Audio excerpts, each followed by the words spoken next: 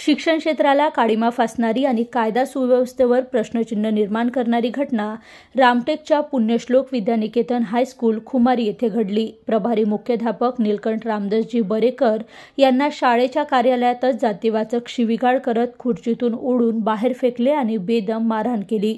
इतकेच नव्हे तर शाळेची महत्त्वाची कागदपत्रे, चेकबुक, पासबुक आणि शिक्के जबरदस्तीने लपास करण्यात आले।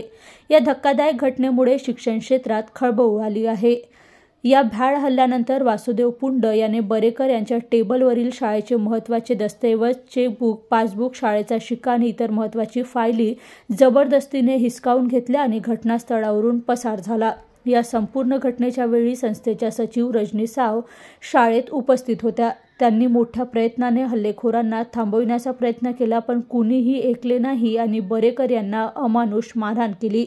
या हल्ल्यानंतर रक्तबंबाळ अवस्थेत नीलकंठ बरेकर यांनी थेट रामटेक पोलीस स्टेशन गाठले आणि संपूर्ण घटनेची तक्रार दिली। पोलिसांनी जखमीला उपचारासाठी उपजिल्हा रुग्णालय रामटेक येथे पाठवले व तत्काळ गुन्हा दाखल करून तपास सुरू केला आहे। मी नीलकंठ रामदासजी बरेकर, प्रभारी मुख्याध्यापक पुण्यश्लोक विद्यानिकेतन खुमारी। काल 11:30 दरम्यान ही खुर्चीवर बसत असताना तेव्हा वासुदेव पुंड, प्रवीण पुंड, गजानन पुंड, अभिषेक पुंड व इतर त्याचे सहकारी शाळेमध्ये आले। मला खुर्चीवरून हट, मी संचालक आहे असं म्हटलं।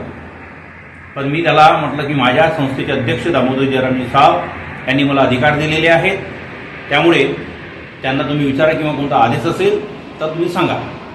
अशा वेळेस कोणतेही न करता लगेच मारझोड केली, खुर्चीवरून ओढलं आणि मला फरकडत बाहेर शाळेत म्हणजे मुख्याध्यापकाच्या बाहेर नेलं व तिथे खूप लाथा बुक्क्यांनी मारलं।